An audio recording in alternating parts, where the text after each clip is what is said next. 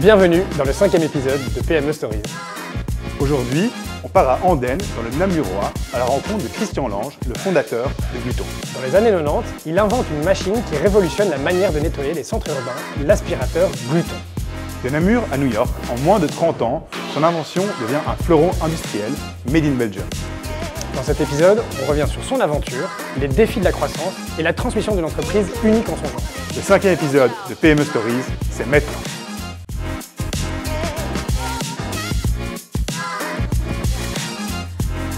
Vous allez vous asseoir à deux et j'arrive avec le café.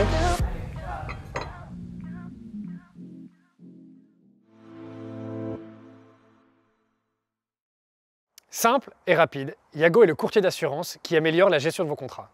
Merci à Yago, le partenaire de ce 5e épisode. Bonjour Christian, merci beaucoup de prendre le temps d'être avec nous aujourd'hui. Avec plaisir. Merci. Chez PME Stories, on a l'habitude d'interviewer donc les patrons de PME dans leur lieu préféré, bar, restaurant. Alors aujourd'hui, on est dans l'atelier Bossimé, près d'Andenne. Pourquoi cet endroit ? Bien parce que je m'y plais bien, on y mange bien. Je connais un peu le propriétaire des lieux, donc Ludovic Van Akereux, qui est un chef étoilé Michelin avec une étoile verte. Tous ces légumes viennent du jardin, donc ça c'est sympa. Et j'y viens régulièrement parce que je fais partie d'un club de formation de numéro 1 d'entreprise et on se réunit ici depuis quelques années. Et d'autre part, nous avons fait entrer d'ailleurs Ludovic dans notre club pour échanger. On aime bien avoir des plus jeunes qui nous apportent beaucoup et nous, les plus anciens, on peut leur apporter aussi. L'utile à l'agréable. L'utile à l'agréable. Et un bel endroit. Ouais. Vous avez fait une grande carrière d'entrepreneur avec Gluton. On y reviendra après pendant toute l'interview. Mais vous avez commencé avec un commerce de revente de matériel de jardinier. Pourquoi est-ce que vous avez commencé dans cette industrie et comment est-ce que vous êtes lancé ? J'ai commencé dans le matériel de jardin parce qu'en fait, je suis tombé dedans quand j'étais petit. Papa était un des premiers, si pas le premier en Belgique francophone à vendre du matériel de jardin. Donc je suis né dans cette toute petite entreprise et directement j'ai pris goût à la mécanique. Je traînais tout le temps dans les ateliers. Et il se fait que le chef mécanicien de mes parents s'appelait Pierre, il faisait du karting.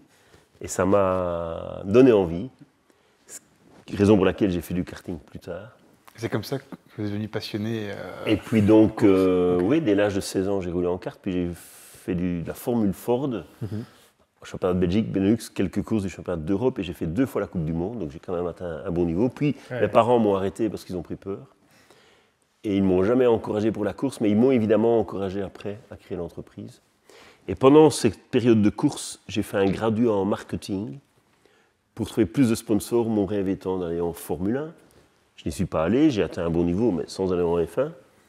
Mais bref, pendant ce graduat, j'ai fait une étude du marché pour le matériel motorisé dans la région namuroise, où je sentais qu'il y avait un potentiel.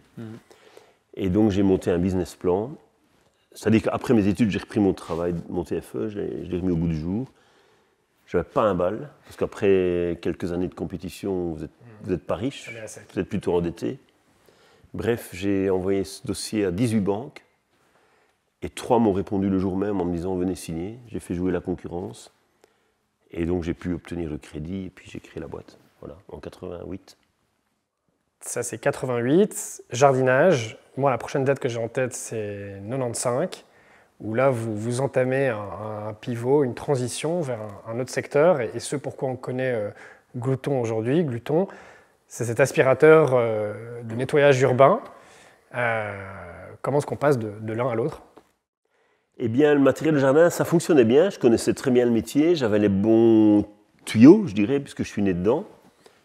Et c'était très saisonnier. En matériel de jardin, on fait 75% du chiffre d'affaires du 15 mars au 15 juin. Donc du 15 juin au 15 mars suivant, c'est calme. Et en novembre, décembre, janvier, février, c'est mort. Et donc je me suis dit, il faudrait que je trouve... J'étais jeune, à l'époque j'ai 26-27 ans. Je me suis dit, il faudrait que je trouve un produit que je pourrais vendre sur une zone plus large et 12 mois par an. Et dans le cadre du matériel de jardin, j'avais pour clients quelques villes. Donc j'étais en contact avec les clients municipaux. Et j'ai remarqué que les balayeurs de rue, donc les gens qui nettoient les rues avec une charrette et un balai, donc plutôt les trottoirs en réalité, n'avaient jamais été équipés par un outil performant et valorisant. Et donc, je me suis mis en tête de trouver une solution pour équiper ces gens-là d'un équipement moderne. Sinon, si vous voyez tous les métiers du monde en 1900 et en 2000, tout a changé, sauf celui de balayeur de rue qui est toujours en train de nettoyer la rue avec un balai, et donc il est dévalorisé, etc. Et ça, cette idée, elle vous vient Eureka, un jour, vous voyez un balayeur de rue, vous vous dites, mais comment est-ce qu'elle vient en pratique? En fait, a posteriori, ça semble logique, mais... Dans ma démarche, pour essayer de trouver un produit que je pourrais vendre 12 mois par an, j'ai trouvé des produits sur le marché qui étaient des balayeuses de rue pour équiper les balayeurs de rue. Mais il se fait que ces balayeuses de rue étaient très complexes à utiliser, chères en investissement et chères en frais de fonctionnement. Et elles nettoient 100% d'une surface. Puisque si vous balayez sur 1 mètre de large, vous faites 100 mètres, c'est 100 mètres carrés. Or, sur un trottoir, ce qui fait sale, c'est une pelure de banane ici, une canette de boisson plus loin, un paquet de chips plus loin, etc. etc. Donc c'est du ponctuel. Et je me suis dit, c'est inutile d'utiliser une machine sur 100% d'une surface s'il y a des déchets sur 3% de la surface. Et donc je me suis dit qu'un aspirateur qui allait aspirer ponctuellement, c'était une meilleure solution, plus simple, plus facile à utiliser, plus facile à développer, plus facile à rendre silencieux, etc. etc. Ça, c'est le prototype. Oui. Et puis finalement, après, vous êtes passé en une vingtaine d'années, je crois, à effectivement une toute autre ligue. Une usine de 7000 m² que vous avez inaugurée en 2019, qui a nécessité plus de 8 millions d'euros d'investissement. Voilà, finalement, vous changez de dimension, vous devenez un véritable industriel au sens premier du terme. Comment est-ce qu'on passe de l'un à l'autre? Ces 20 ans, c'est très rapide à brosser comme ça, mais je veux dire, les défis... Ça, c'est pas fait comme ça. Non, mais justement, peut-être les moments marquants, les défis... C'est quoi la première étape? Vous avez ce prototype, et puis? D'abord, j'ai essayé de faire un proto qui avait une belle bouille, un bon design, une bonne marque. Donc il y a toute une réflexion pour trouver la marque. J'ai écrit en anglais, Glutton, parce que ma vision était internationale, donc directement à l'exportation. J'avais bien compris que le marché belge était trop petit pour soutenir une production. Et donc en exportant, je me suis dit, je vais augmenter mes quantités et donc mieux industrialiser tout le système. Et puis il faut être stratégique. Il faut beaucoup de paramètres. Moi, j'ai mis la qualité au cœur de mon projet. C'est d'ailleurs encore aujourd'hui la première valeur chez Glouton. Je voulais faire des clients contents. J'ai mis mes clients au cœur de développement. Encore aujourd'hui, quand on améliore le produit, on se met à la place de l'utilisateur. Et donc, ils le déclarent naturellement aujourd'hui. Nos utilisateurs préfèrent les Gloutons que les autres parce qu'ils sont beaucoup plus faciles à utiliser, plus ergonomiques, etc. Il y a beaucoup de paramètres. Il faut beaucoup de courage aussi. Vous êtes passé par des étapes peut-être plus difficiles, des restructurations, des choix un peu stratégiques qui ont été compliqués à assumer. Vous savez, de 2000, un passage qui a été très difficile, c'est mon divorce en 2006. Mais en fait, c'était la meilleure des choses qui pouvait m'arriver dans la vie, parce que ça m'a complètement libéré. Et entre 2005 d'ailleurs et 2020, on a connu une croissance moyenne de 30% par an. Donc c'est assez énorme. Ouais, c'est énorme. Ça veut dire que tous les 3 ans, on doublait le chiffre. Et quand vous êtes dans cette situation où on maîtrisait d'ailleurs la croissance, moi j'ai décidé de ne pas partir tout azimut comme une fuite en avant. J'ai maîtrisé la croissance pour continuer à le faire dans la qualité du produit, dans la qualité et la qualité de vie aussi de mes équipes. Et ma qualité de vie à moi aussi, d'ailleurs. Et donc, j'ai essayé tout le temps d'y aller de manière structurellement solide. Et donc, on n'a pas eu vraiment de passage très difficile. En 2006, oui, mon divorce, je n'avais pas de contrat de mariage, donc j'ai dû racheter la moitié des parts de l'entreprise. Ce qui m'a fait... C'était l'occasion d'ailleurs de faire rentrer un ami qui croyait en moi et qui est rentré dans une partie du capital. Et puis, ça a été une belle histoire, ça n'a pas été facile, mais je pense que de souvenirs, oui, il y a eu quelques passages serrés, un peu chauds, mais jamais de manière dramatique. Un passage difficile, ça a été la nouvelle usine en 2019, parce que le Covid arrive en 2020. Et donc, après un tel investissement, nous, on pensait que les ventes allaient encore continuer à grandir, mais avec le Covid, le monde a changé. Bien sûr. Et donc, ça, ce n'était pas prévu. Voilà. Donc, je ne peux pas dire que c'est une histoire tranquille, Mais ce que je peux vous dire, c'est que finalement, on l'a bien piloté et il a fallu prendre les décisions qu'il faut prendre pour que le bateau reste droit, garde son cap, avec une bonne vision. Voilà, c'est difficile en 3 minutes de vous expliquer tout ça, mais... C'est réussi. L'industriel en Europe et en Belgique a souffert en fait dans les dernières décennies, fort, et continue de souffrir. Vous, au contraire, vous avez connu une forte croissance. Qu'est-ce qui explique cette différence? Comment est-ce qu'on fait un succès dans une industrie qui souffre? Je pense avoir réussi à continuer à investir sans arrêt, même dans les moments difficiles, dans la recherche et développement, pour améliorer sans cesse notre produit, qui était thermique au départ. C'était un moteur de tondeuse à gazon, puis très vite j'ai mis un moteur beaucoup plus industriel, professionnel. Puis je me suis rendu compte que si je voulais vraiment décoller sur le marché, il fallait faire une machine électrique. Je n'avais pas les compétences pour faire une machine électrique. C'est à ce moment-là, en 2002, que j'engage mon premier ingénieur, que j'engage sortant d'école, parce que je n'avais pas les moyens d'engager quelqu'un d'expérimenté.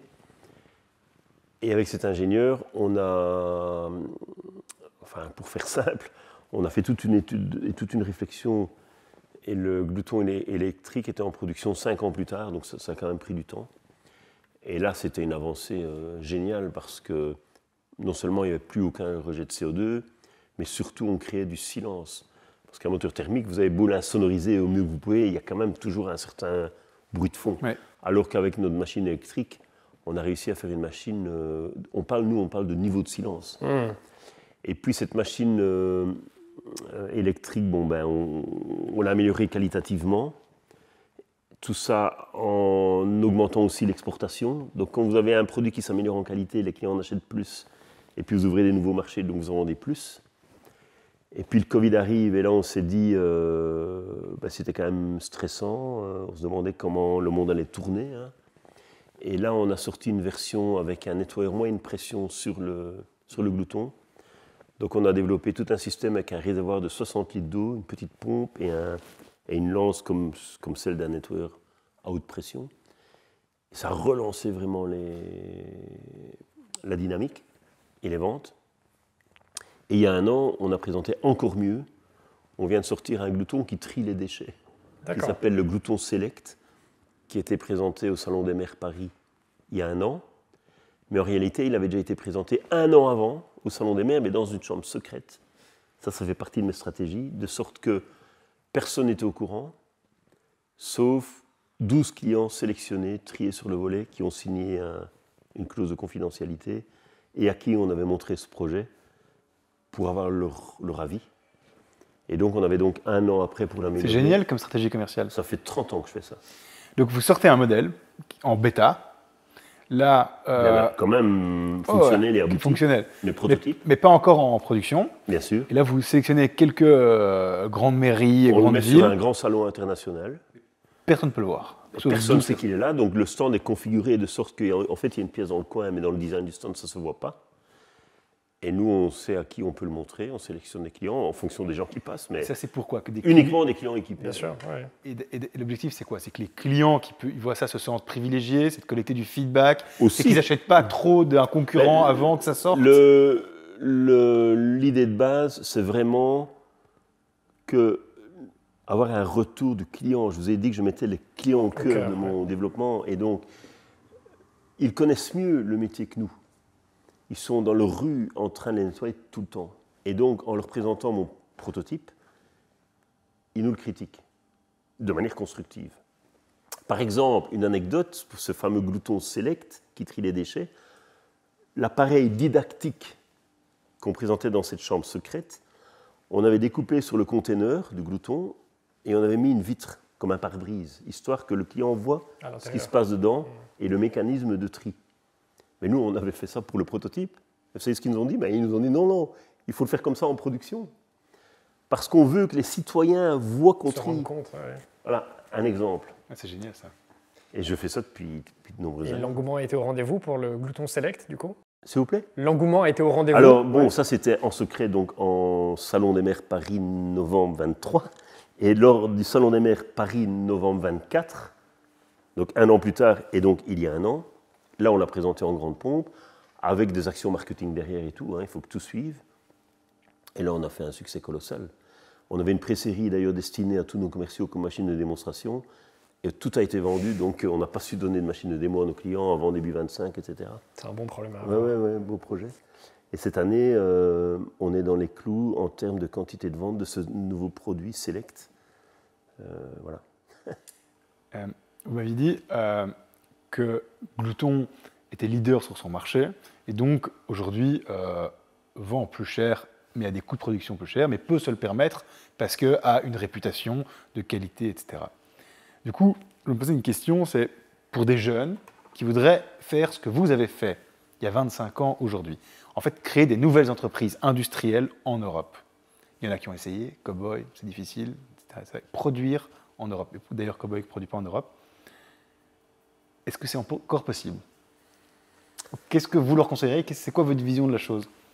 S'ils trouvent un créneau où vous êtes le premier ou un des premiers, et seul ou quasi le seul, et que votre produit fait sens, avec une demande sur le marché et des clients qui ont envie de vous l'acheter, il y a moyen de faire sa route. Parce que je ne suis pas plus cher que mes concurrents européens. Je suis plus cher en coût de production que les Asiatiques. Ouais. Mais par rapport à mes concurrents européens, je suis moins cher avec l'aspirateur, parce que comme on en produit 10 fois plus qu'eux, probablement, sur l'aspirateur, on est moins cher en coût de production. Donc en Europe, on est bien compétitif. Donc je pense que si on trouve une idée avec un projet qui fait sens et pour lequel il y a un potentiel sur le marché, je pense que c'est faisable. Il n'est pas toujours nécessaire d'aller le faire produire ailleurs. Maintenant, en Europe, il n'y a pas que la Belgique. Pour être honnête avec vous, parfois je me suis posé des questions. Est-ce que je ne dois pas aller dans des pays où la main-d'œuvre coûte le quart du prix en Europe? Et pourquoi est-ce que vous ne l'avez jamais fait? Parce que j'ai une famille et des enfants en Belgique. Ça fait du bien à entendre. Mais justement, en parlant de famille, enfants, moi, ça me fait penser à la transmission, parce que vous avez fait le choix, finalement, de passer la main, le relais. Je sais que vous êtes encore actif au sein de l'entreprise, mais vous avez fait rentrer 2 entrepreneurs qui sont aujourd'hui ensemble actionnaires majoritaires. Est-ce que vous pouvez nous expliquer ce choix, justement, de passer le flambeau, en partie? Alors, mon choix, il est de vie, c'est un choix de vie. J'ai 3 enfants. J'ai vérifié avec eux et une experte en succession d'entreprise familiale qui s'appelle Valérie Denis, qui a vraiment écrit des bouquins et qui a d'ailleurs gagné des awards aux États-Unis sur sa recherche dans le cadre de la succession d'entreprise familiale, la succession pour la partie émotionnelle de la succession. Donc j'ai fait une démarche avec elle et les enfants et on est arrivé à la conclusion qu'ils ne rentreraient pas dans la société. Moi, j'ai créé l'entreprise, j'avais 23 ans, j'en ai 61 aujourd'hui. J'ai beaucoup donné à cette entreprise. J'y ai laissé aussi une partie de ma santé. Tout va bien, mais bon, j'ai quand même quelques alertes. Et je pense que j'ai aussi le droit, comme tout un chacun, de profiter de la vie. Il me reste peut-être 10, 15, j'espère 20 belles années. Mais bon, 61 plus 20, ça commence à faire. Et donc, j'ai décidé de vivre autre chose. Et donc d'enclencher un système, tout un process de succession, et avec la volonté, si c'était possible, de trouver des successeurs entrepreneurs, et non pas des financiers qui allaient faire un bras de levier et revendre dans 5 ans. Mais j'ai trouvé des entrepreneurs qui ont plus ou moins ma vision. Leur but est de créer de la croissance dans cette entreprise, dans laquelle ils ont investi à long terme. Et donc, avec eux, on met tout en place pour continuer à faire grandir cette entreprise. Quand vous discutez avec un entrepreneur, ce n'est pas la même conversation que quand vous discutez avec un banquier ou un financier. Je crois savoir que vous restez encore, mine de rien, pour les prochains mois. En tout cas, je disais que mi-2026, présent et actif au sein de la boîte. Mais je sais aussi que vous avez certaines passions dont on parlait en off. Qu'est-ce qu'on peut vous souhaiter là pour les quelques mois, années à venir, justement, sur cette vie après la vie d'entrepreneur? Ben, en effet, j'ai envie de passer un peu plus de temps au Portugal que j'aime. Peut-être m'occuper un peu plus de mes voitures, et notamment, j'ai 2 ou 3 voitures de course, et j'ai envie de m'en occuper mieux moi-même et plus. Et puis je suis grand-père aussi 2 fois. Ma fille aînée a une petite fille de 18 mois et ma seconde a un petit garçon de 9 mois. Et puis je viens de me remarier également il y a 6 semaines. Et donc voilà, les projets ne manquent pas, mais je pense que bon, je vais encore être fort actif au premier trimestre et puis beaucoup moins. Mais je pense que j'ai aussi besoin de 6 à 12 mois pour me poser, Souffler. atterrir, souffler et profiter. Voilà. J'ai une dernière question. Vous êtes parti relativement tôt de votre entreprise, donc 61 ans, sur un pic. Alors, on connaît tous beaucoup d'entrepreneurs qui restent trop longtemps dans leur entreprise. Et passer la main, c'est difficile. Comment est-ce que vous avez senti que c'était le bon moment? Et comment est-ce qu'un entrepreneur devrait sentir que c'est le bon moment, quoi? Ça, c'est une question difficile. C'est une volonté de chacun. Depuis le début de la création de l'entreprise, j'ai sans arrêt suivi des cycles de formation. Par exemple, je vous ai parlé de ce club APM dans lequel je suis membre depuis 22 ans. Donc, depuis 22 ans, un jour semaine, on est en formation. Ce n'est pas un business club, c'est un club de formation dont le slogan est le développement de l'entreprise par les progrès du dirigeant. Là-dedans, il y a des formations dans plein de domaines, mais notamment en développement personnel. Et tout ça m'a amené à une forme de, peut-être, ce que j'oserais dire, sagesse. Ouais. Voilà, et je pense qu'à chaque étape de la vie, ces activités. Pour moi, ce n'est pas un effort de dire, enfin, il faut quand même prendre des décisions, et aujourd'hui, je suis quand même chamboulé cette année avec tout ce qui s'est passé dans ma vie, mais je pense que c'est une question de logique. Je pense que les chefs d'entreprise qui déballent le tapis rouge, parfois en obligeant leurs enfants, seuls ou à plusieurs, de rentrer dans l'entreprise alors qu'ils n'en ont pas nécessairement envie, c'est triste et ça rend parfois tout le monde malheureux. Les enfants, les parents et les employés de la boîte. Et d'autre part, j'en connais aussi qui ont 70 ans, 80 ans, qui viennent encore tous les jours dans la boîte, qui sont encore le patron de la boîte. Il ne faut pas me dire qu'à 70 ans, 80 ans, on est encore dans le coup. Non. Non. Et donc je pense qu'il était temps que je m'arrête, parce que pour dire la vérité, je me sens déjà dépassé sur plein de domaines. Et donc... il faut beaucoup de sagesse et d'humilité pour dire ça. C'est rare. Peut-être.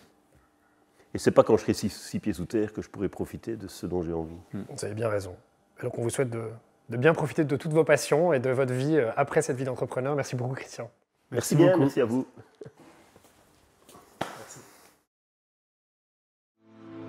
Un tout grand merci à notre partenaire Iago.